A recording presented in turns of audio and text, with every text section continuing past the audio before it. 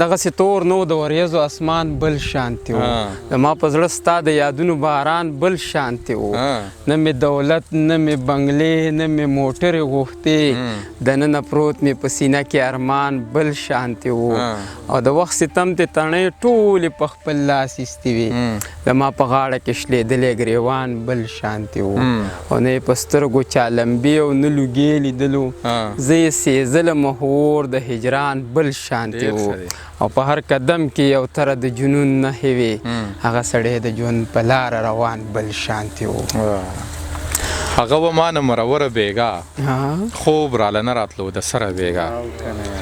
هغه و ما نه مروره بیګا خوب راله نه راتلو د سره بیګا ما یې د کور دیوال ته شپه سبا کړه هغه و ما نه ناخبره بیګا د نیمې شپې مې د زړه ور وخوچا په ما څه بل شانتې وه یاره بیګا د نیمې شپې مې د زړه ور وخوچا په ما څه بل شانتې وه یاره بیګا نیازک له ستا د غمه خوب نه ورتلو ښه ده چې راغلې د زړه سره بیګا ډېر ښکلی نو نیازک لالا زه به تاسو ته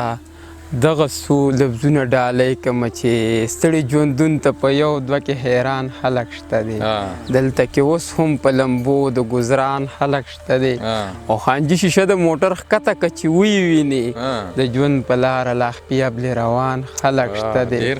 او صرف خوارانو ته نن راشه دلته څوک نه وایي مړه غاټانو ته د زار او قربان خلک شته دي او یوازې دا نه چې ژوندی به یم ګران په ډېرو د مرګ نه پس راپسې هم د ارمان خلک شته دی او زما د شعر د مینوالو نه دا پته لګي چې په پښتو باندې بلا مینان خلک شته دی او دغه څو شعرونه به نور نیاز خان اعظم خان تاسو ته په پښتنه مینه باندې چې لکه مرغۍ په الواته به راځي چې زړه یې وغواړي وده به راځي او په درځېدو پسې نور ځان مه وژنه او زړه خو چې نه راځي جو نه به راځي ډېر ښه دی او دومره مین مې پیدا شوي دي چې ورځ کې مې خواله لسه ته به راځي او څوک بې پښتو مې ګور ته کوس چې نه کي ما له حد له پښتانه به راځي ډېر ښه دی څوک بې پښتو مې ګور ته کوس چې نه کي زما له حد له پښتانه به راځي او څنګه چې ژوندی په لا اله مین یم د مرګ په وخت کې هم په خوله به راځي او تره ماته حوصله دې نه شي سختې په لار د ژوندانه به راځي ډېر ښه دی که د هجر شپې اوږدې دي ستا د یاد لمحې خوږې دي که د هجر شپې اوږدې دي ستا د یاد لمحې خوږې دي څوک مې نه پرېږدوي تا ته خپل پردي ټول راپسې دي څوک مې نه پرېږدوي تا ته خپل پردي ټول راپسې دي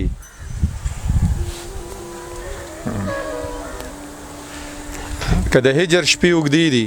ستا د یاد لمحې خوږې دي څوک مې نه پرېږدوي تا ته خپل پردي ټول راپسې دي زه چې ستا ته زمانه شوې راته کړې چا خیرې دي صاحب شاه د کار سړی و اورېدلې مې قصې دي صاحب شاه د کار سړی و اورېدلې مې قصې دي زه چې لاړ شو نیازک خان لا رانې کړي څو ګیلې دي ډېر ښکلی ډېر ښکلی نو بس ته به درته